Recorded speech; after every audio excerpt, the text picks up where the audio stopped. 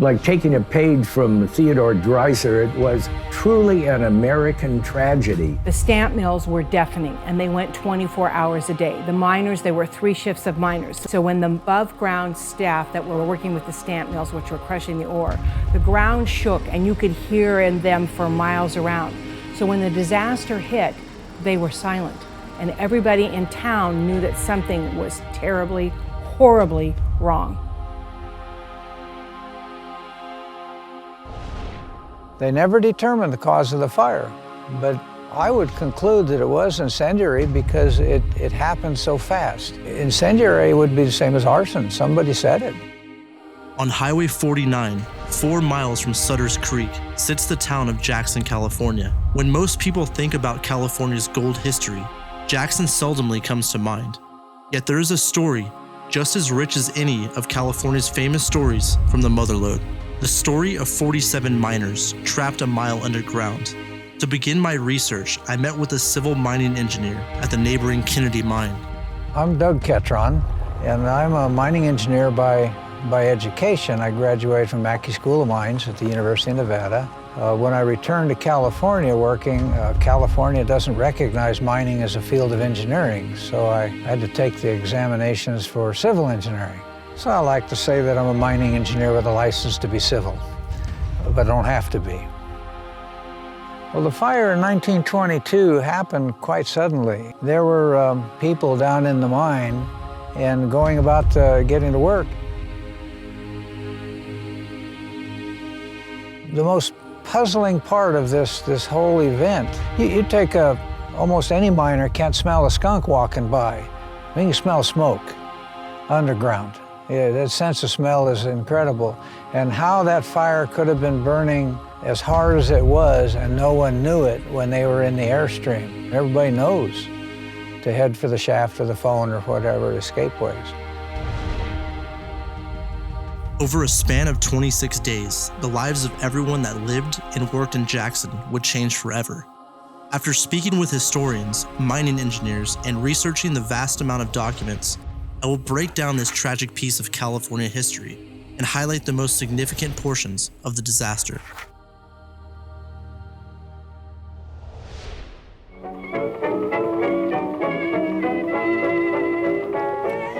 Ladies and gentlemen, we interrupt our regular program of dance music to bring you this special report. The stamp mill and the voices and shouts of all the people here make speaking difficult. I hope you can hear me. I'm standing about 20 yards from the entrance to the main shaft of the Argonaut Mine. At this moment, smoke is billowing from the collar, obscuring the head frame and filling the night sky. I see a number of men with gas masks on gathered around the head frame.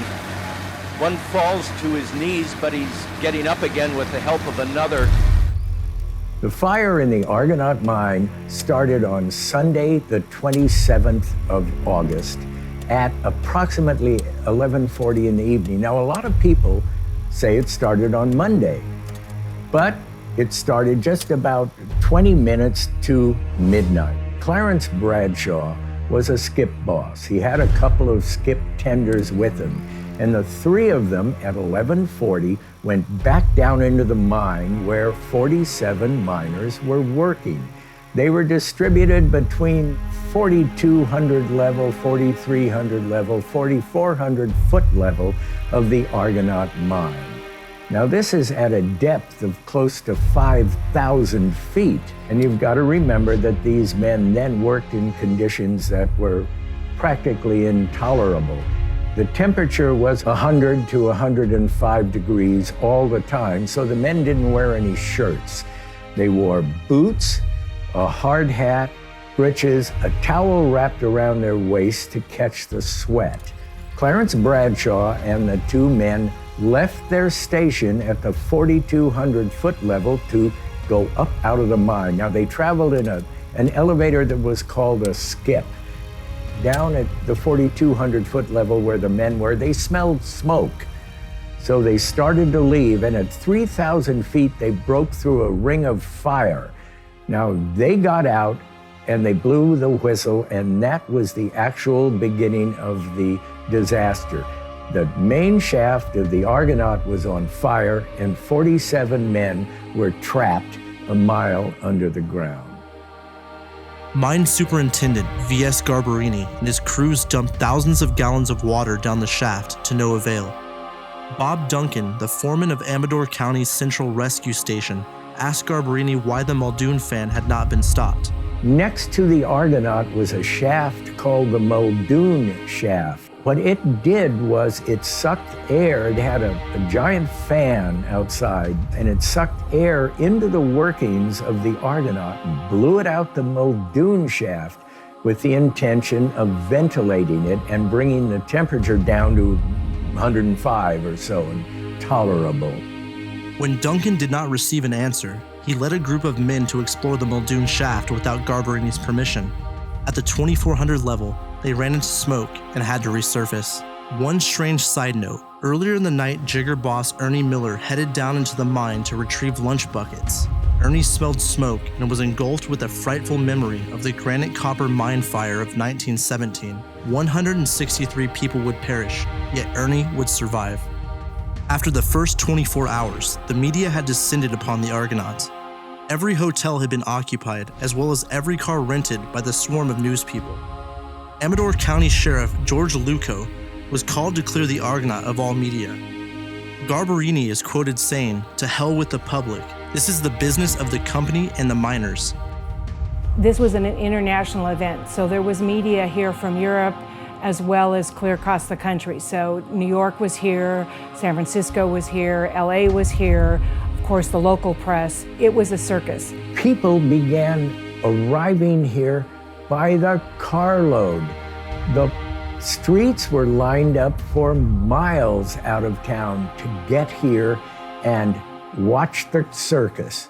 Times were tough, particularly in Europe. The immigrants here were from Italy, Serbia, Austria, which is why the story of these people being trapped underground became a worldwide story and attracted all the press attention it did. Will Rogers was one of the interested parties. Will Rogers was a good friend to all of Amador County and especially to Jackson.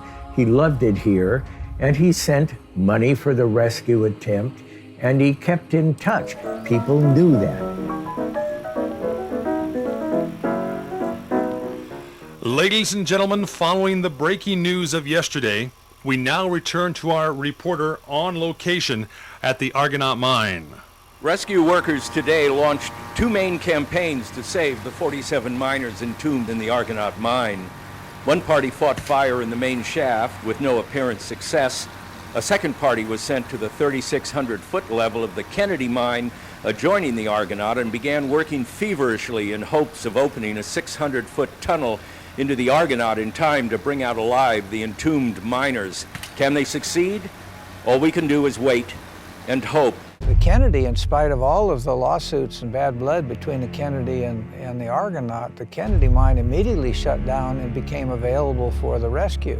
The mine had always been in litigation between the Argonaut and the Kennedy, and it continued, and to this day it would be going on. Because of an encroachment in the 1890s, the Argonaut had broken in and found the Kennedy had mined out an area, and the fight went on and was litigated, went clear to the Supreme Court over the boundary lines. Boundary lines had not been defined when these mines were started. The Argonaut prevailed, and the Supreme Court said you can't mine into the other guy's property, you have to stop short. So there were no connections down deep between the Kennedy and the Argonaut.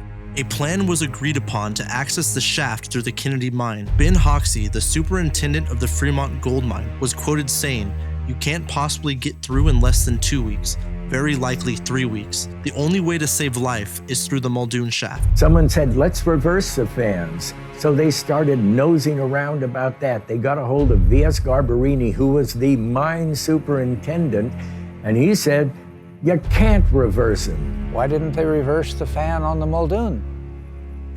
Well, one reason was it wasn't reversible. So finally they turned them off, but they didn't know what was going to happen. They lowered hoses down with air, they lowered what water they could. A new plan was developed to extinguish the flames by creating an airtight bulkhead in the shaft above the fire. A vacuum pipe was installed to get a better view of the fire. The suction of the Muldoon fan through the pipe drew smoke from the shaft below. The upper limit of the fire was now visible. A water pipe was installed. Minutes later, the upper limit of the fire was extinguished. A group of what they called fresh air boys were highballed in from Sparks, Nevada, set a record for travel time by a locomotive from there to here. And these guys were the experts. They were like the Navy SEALs. They had all the equipment. People in their homes donated their songbirds for the rescue attempt. There was a large aviary built up at the Kennedy mine. Now remember, miners would carry these canaries in a little cage underground, and if the canary toppled off its perch, you knew it was time to put on your breathing apparatus. Let me tell you, there was one bit of good news that came out of this after about a week or so, and that was that federal agents were going to deliver 60 gallons of 100-proof whiskey for the rescue attempt. And this was in 1922, 2 years after Prohibition had started.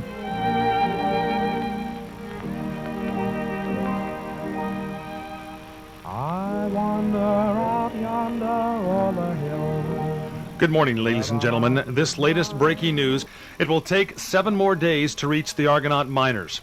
Those disheartening words were spoken just this morning by Fred Lovell, secretary of the Argonaut Mine Rescue Committee.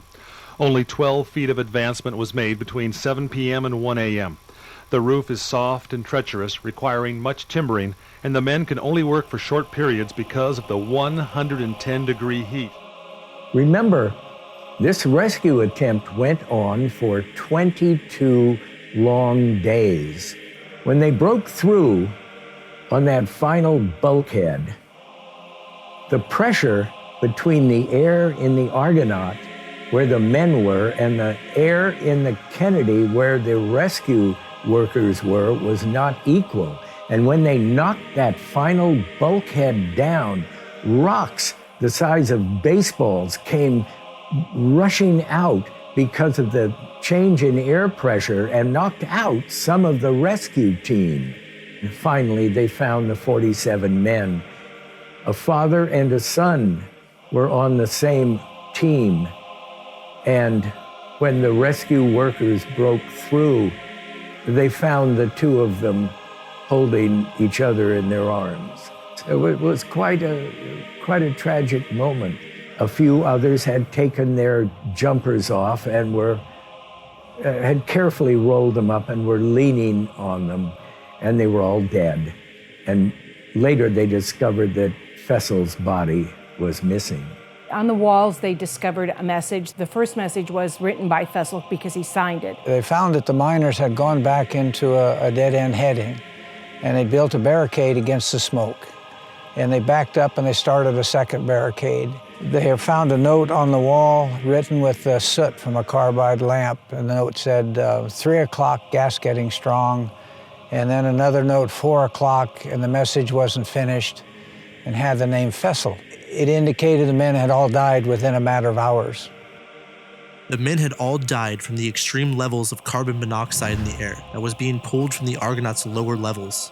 Everyone was accounted for except William Fessel. Where exactly was Fessel, and why was he not with the other 46 men? Only 46 of them were brought to the surface because William Fessel was missing. When all the bodies were taken out, Fessel's body wasn't there. How did it get written? What happened? Fessel was a German. It was only a few years after the Great War. Word went out that he had set fire to the mine and had fled. There were a lot of stories about Fessel that got into newspapers here and got into newspapers in San Francisco. That Penny Fessel had absconded with funds, that Fessel had done it because he was a German sympathizer. His family was put through the ringer in regards to his maybe have been the one that started or instigated the fire. A million reasons. it was proved to be unfounded. But a year later, they found his body in a stope. He had gone down to check the sump, and the note was to alert any rescuers that Fessel wasn't with them. They sealed up the final bulkhead, and Fessel had gone out trying to find help, but the fumes got him and he died. And so he went from being a villain to a hero. After all the speculation and rumors surrounding William Fessel, his name was finally cleared 1 year later. At the time the men were discovered, they were brought to the surface 23 days after the rescue attempt had begun. There was a volunteer group of morticians who came up from San Francisco and Stockton, because remember, these bodies had been underground for 22 days and they had to be cared for before their loved ones saw them. And these people worked on the bodies underground. They were brought to the surface, and then the embalming process continued in that change room, and the men were put into coffins covered by American flags.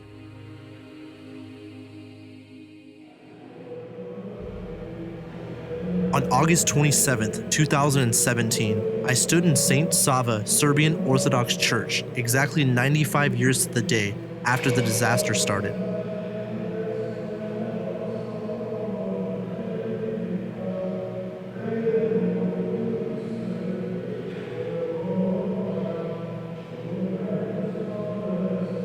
Six years earlier, I stumbled upon the miners' graves with no previous knowledge of this amazing piece of American history.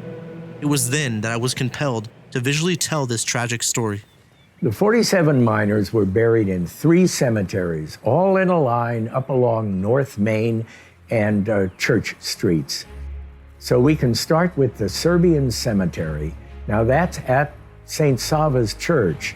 And St. Sava's Church is the mother church for the Serbians. Of all of North America, it is the big one. And that's where these men were buried. It is a gorgeous cemetery. You leave that and you head on down the street, and you don't go very far, and you hit the Catholic cemetery. Directly next to that cemetery is the city cemetery, where the rest, the Protestants, the non-believers, whatever, were buried. With such an intensive rescue attempt that received so much national attention, how exactly did the fire start? And was anyone ever charged with the death of these 47 miners? I would conclude that it was incendiary because it happened so fast. Incendiary would be the same as arson. Somebody said it. And there was speculation because of labor problems that the fire was set, but it was never determined. Nobody was ever charged. What could you charge them with? Most likely timbering caught fire. Electrical wiring wasn't that good. Conditions were such that there were no inspections, very few things like that. So probably timber caught fire and there was absolutely no way to stop it. We may never know how the fire that created the worst gold mining disaster in California's history started. We can only look into the effect that it's had on the community of Jackson, California. From the Argonaut being on the short list of the EPA's Superfund sites, to the many lives affected to this day, this strange and eventful history will echo for many years to come. Dear friends, you just take warning and listen to what we say. You're now in the world of sunlight, and there you better stay. Elmer Lee Batchelor, Peter Bagoya, Raffaello Balducci, Rade Begovic, Domingo Boleri, Eugene Vascaria, John Caminata, Pete Cavalieri, James Clayton, Paul DeLogna, Evan Ely, A. Fazina, Lee Fideli, Edward William Fessel, Charles Fitzgerald, Simone Francesconi, Batista Gamboni, Timothy E. Garcia, Maurice Giannetti, Giuseppe Giorza, Cecile Gonzalez,